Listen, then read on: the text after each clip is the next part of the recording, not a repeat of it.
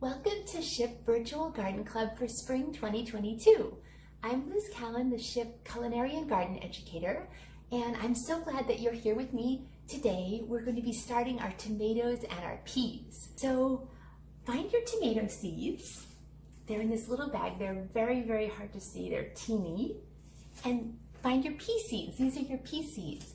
So these are two really different kinds of seeds.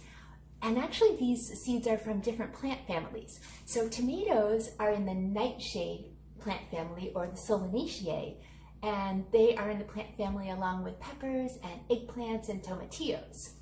And peas are in the legume plant family with beans. And also, peas are a cool season crop.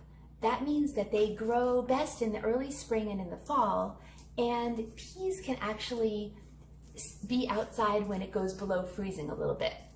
Tomatoes are a warm season crop, and they cannot handle the frost at all. So if it goes below 32 degrees, tomatoes will die. So we have to start these indoors for sure. And tomatoes come from the tropics, so that makes sense. So let's start out with our tomato seeds. These little tomato seeds are sun gold cherry tomatoes.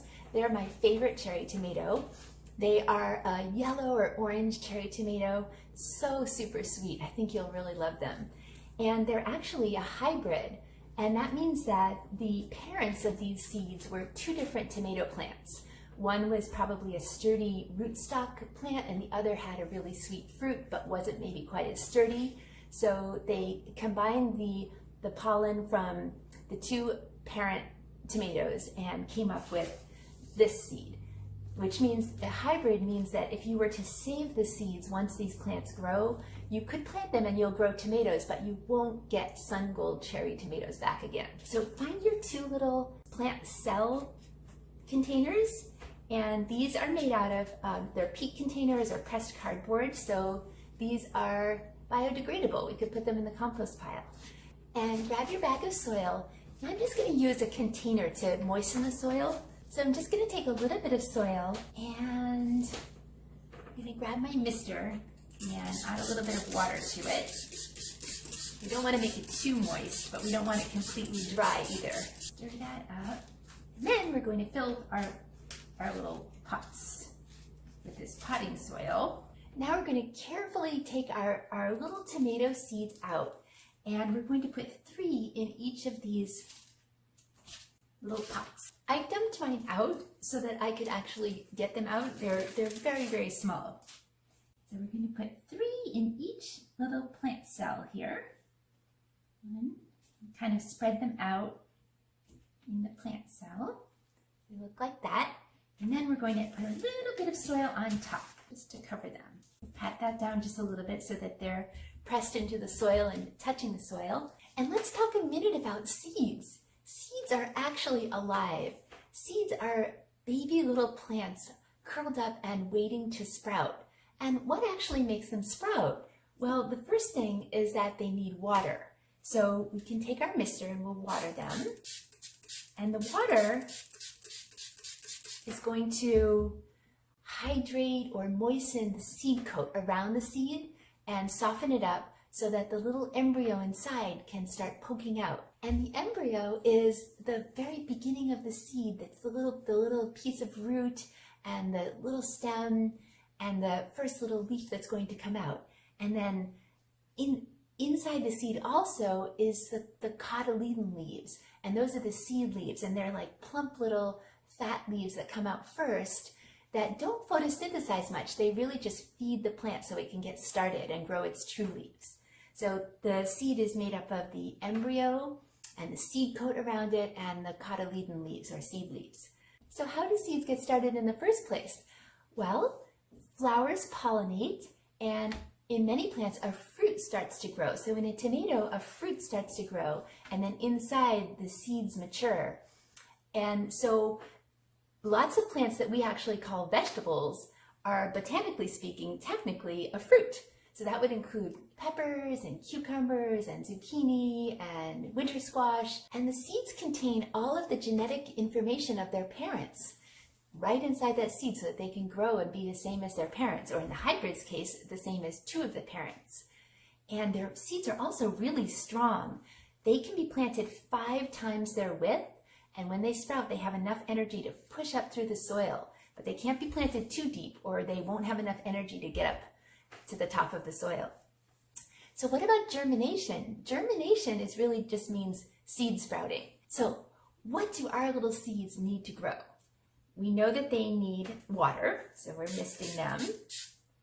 They also need warmth. Seeds really can't germinate or sprout when it's really, really cold. And tropical plants like tomatoes really need warmth. So these are going to grow best between 65 to 85 degrees, and that's about the temperature of a home. But you can also put them on a heating pad if you want, or maybe on top of your fridge where it's warm. So seeds need the water, they need warmth, and they need air, and they're going to have plenty of air. And then as soon as they start to pop up, when you just barely see the tiniest little white piece of stem starting to come out, they need light. So we don't have to put them in a sunny window right now. We could. We can also put them in a warmer place that we might have. But as soon as we begin to see anything popping up, they have to immediately go into a sunny window so they can start photosynthesizing and making their own energy. And also so that they don't stretch out searching for light and get tall and spindly and weak. All right, so every day we have to check our little seeds to see if they're coming up, see if they need some water, and make sure they're still nice and warm. So now let's label our tomato.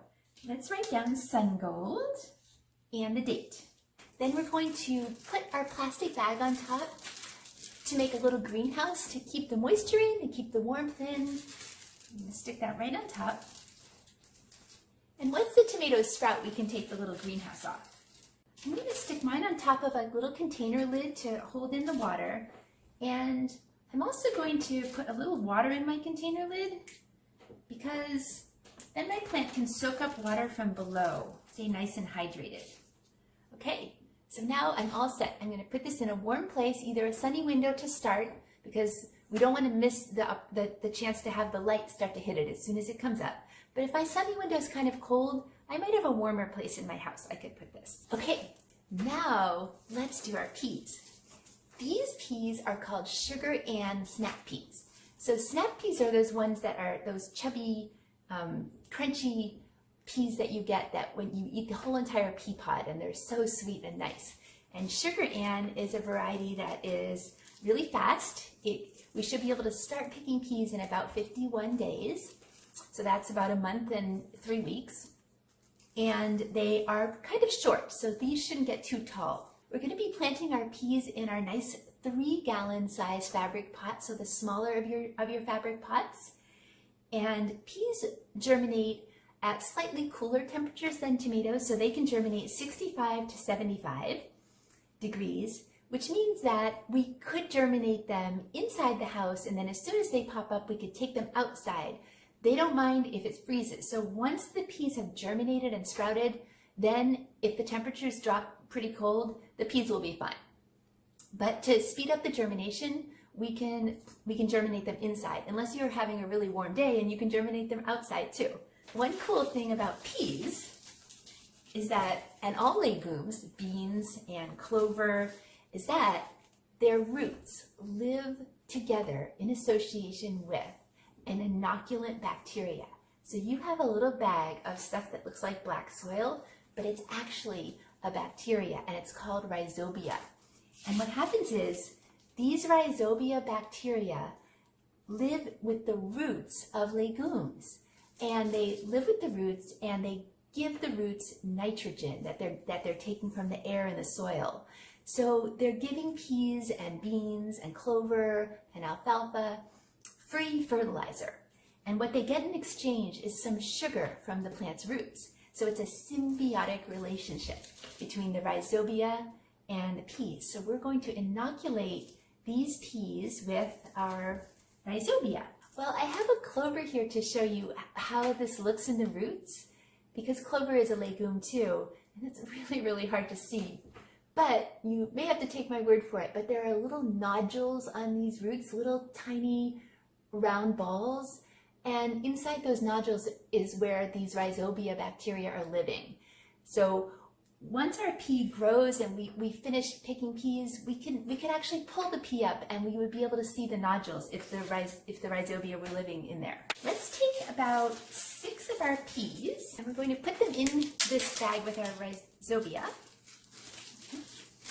And we're going to just give it a little mist of water just so that the Rhizobia will stick. And then we can kind of shake the peas around. Once the peas kind of turn a little bit black, we know that we've got the bacteria on them. Okay, we're going to save the rest of these peas for next week. And we didn't do it, but just so you know, one thing you can do with peas and bigger seeds like this is you can soak them for half a day or a whole day to let that seed coat start to soften up a little quicker, and that will speed up germination. So now let's fill up our bag with soil. We're going to use our potting soil. We're going to save enough potting soil for the 2 peat pots for our other weeks. So use most of your soil, but not all of it. Now we're going to add a little bit of water to moisten the soil. Just add a little bit at a time so you don't overdo it. Take your trowel and stir that around. And feel it with your fingers and see if it needs a little bit more water. Okay, now it's time to plant the peas. Let's get our 6 seeds out covered with the rhizobium. And this Rhizobia bacteria is not bad for us or anything. This is a beneficial or good bacteria. So you can touch this. And remember, seeds can be planted up to 5 times their width. So we'll plant these a little bit deeper than tomatoes. And I'm just going to spread them out inside my pot. I'm going to make 6 holes. And the holes are going to be maybe 1/2 inch or 3/4 inch or so deep. Stick those in there and then cover them up. And press the soil down on top so they can start sucking up that moisture. And then we can spritz them.